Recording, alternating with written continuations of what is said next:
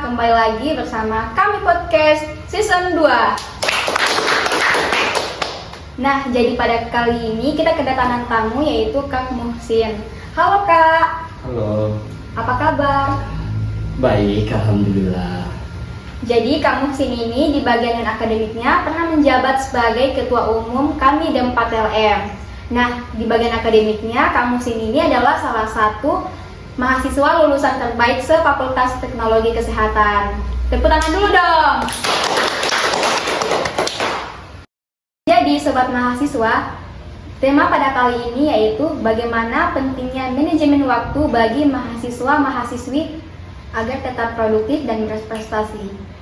Nah, pada kali ini kami sudah menyiapkan beberapa pertanyaan untuk Kak Muhsin. Nah, gini Kak, mengapa sih pentingnya bagi mahasiswa untuk tetap produktif dan selama pada masa kuliah? Oke, ya. Kalau ditanya mengapa pentingnya bagi mahasiswa itu untuk tetap produktif, kalau saya sendiri secara pribadi itu sangat penting. Ya, sangat penting kenapa mahasiswa itu harus produktif selama masa perkuliahan. Karena sebenarnya menjadi mahasiswa produktif itu tidak gampang juga. Itu juga agak rumit ya kalau saya rasa. Karena mahasiswa produktif tentu itu bisa mulai dari mengelola, ya, mengatur, atau memanajemen waktunya tentunya. Jadi semua unsur-unsur tersebut dikelola menjadi satu dengan berbagai macam kegiatan, entah itu secara non-akademik maupun akademik, dia mampu mengelola hal itu supaya bisa teratur sebagaimana mestinya. Makanya itu sebenarnya menjadi mahasiswa produktif itu saya rasa sangat penting bagi kita sebagai mahasiswa. Begitu. Nah, pertanyaan kedua untuk kamu sini, bagaimana sih mahasiswa ini tetap produktif dan berperan dalam menginspirasi mahasiswa yang lain? Oke. Jadi tentunya kita sebagai mahasiswa yang produktif perlu juga bisa banyak menginspirasi mahasiswa-mahasiswa yang ada di luar sana. Karena kenapa? Tentu banyak dari kita ini mahasiswa-mahasiswa yang memang itu cenderung banyak beraktivitas atau banyak yang tidak suka dengan akademiknya, bahkan mereka itu lebih suka pada bagian non akademiknya. Nah, di sini momennya kita sebagai mahasiswa yang produktif itu bisa memberikan motivasi kepada mereka yang memang cenderung pada bagian akademiknya. Banyak cara yang memang bisa membawa mereka, mengarahkan mereka untuk bisa bergabung atau untuk bisa menjadi mahasiswa yang lebih produktif tentunya. Nah, itulah tadi kita sebagai seorang mahasiswa itu dapat menginspirasi mahasiswa lain untuk tetap produktif di bagian akademik maupun non-akademik. Nah, pertanyaan selanjutnya nih Kak, apa saja sih strategi atau kebiasaan yang membantu mahasiswa tetap produktif dan berprestasi selama masa kuliah? Ya, oke. Jadi tentu seperti yang sebelumnya ya, soal sebelumnya. Jadi kalau ditanya seperti itu, ya tentu banyak sekali banyak cara-cara yang memang bisa membawa teman-teman untuk bisa berprestasi gitu.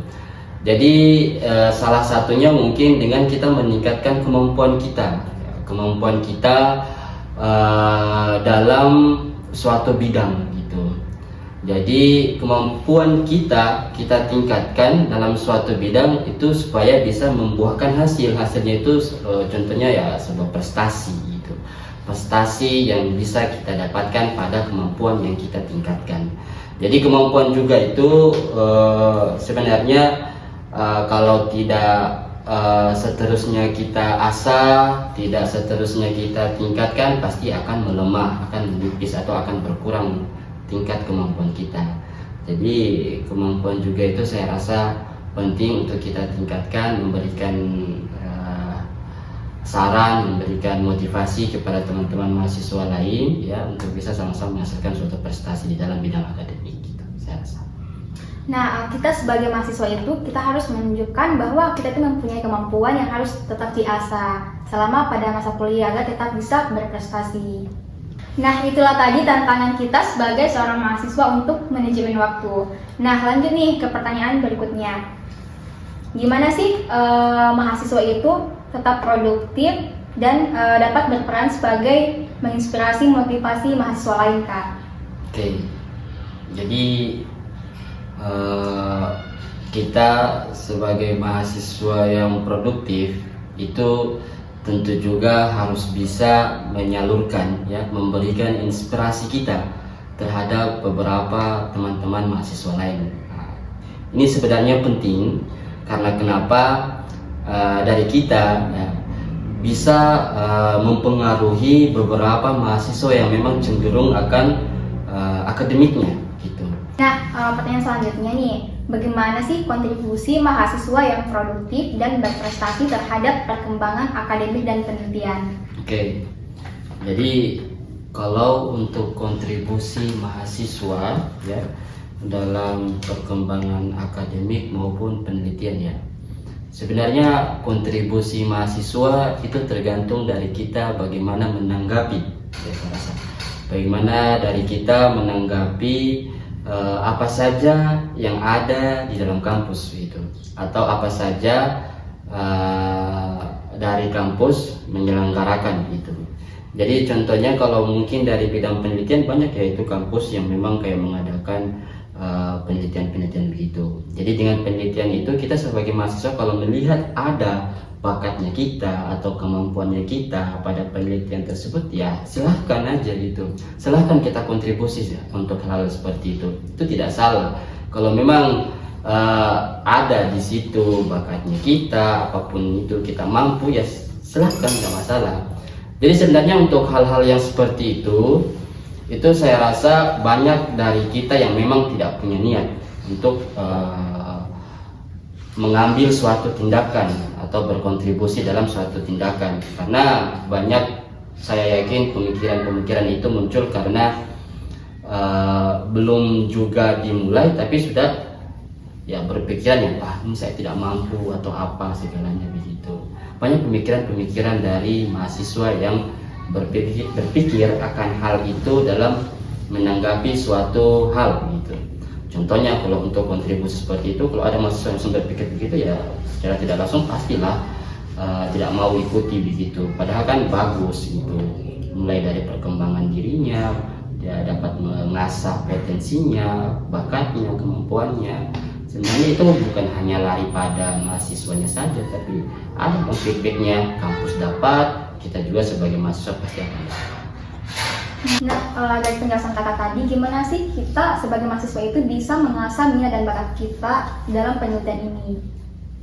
Oke, kalau untuk mengasah minat dan bakat, ya tentu awalnya pasti dari niat kita, ya, dalam menanggapi hal tersebut.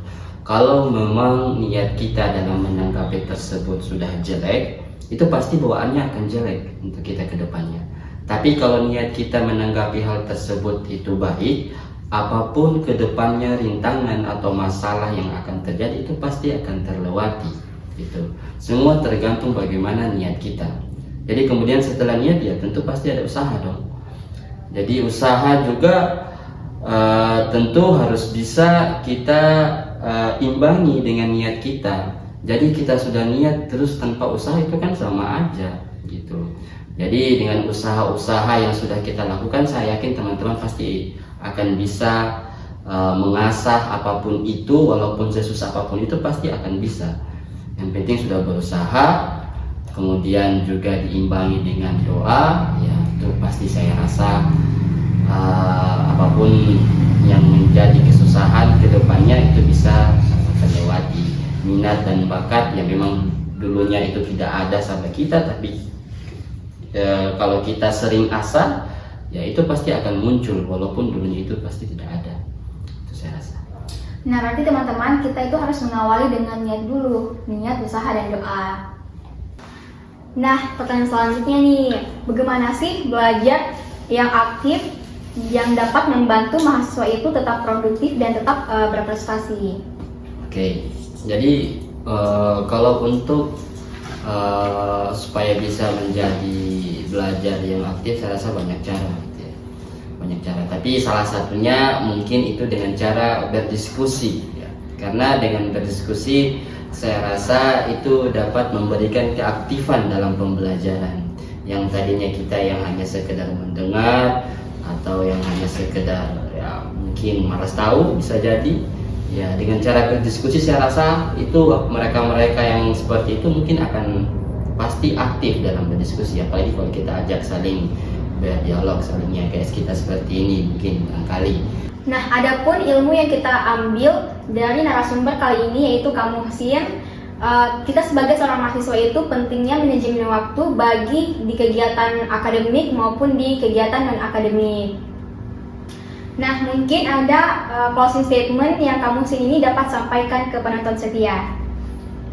Oke, mungkin apa ya, tetap berusaha, ya, jangan takut gagal karena waktu yang hilang tidak akan terulang kembali. Nah, sebelum menutup, kami ada slogan nih Kak. Oke. Nah, kalau saya bilang D4LM, kita sama-sama bilang kreativitas tanpa batas. Oh ya, bisa. Bisa? Oke, bisa. Oke, mari kita coba. Kami D4LM, kreativitas tanpa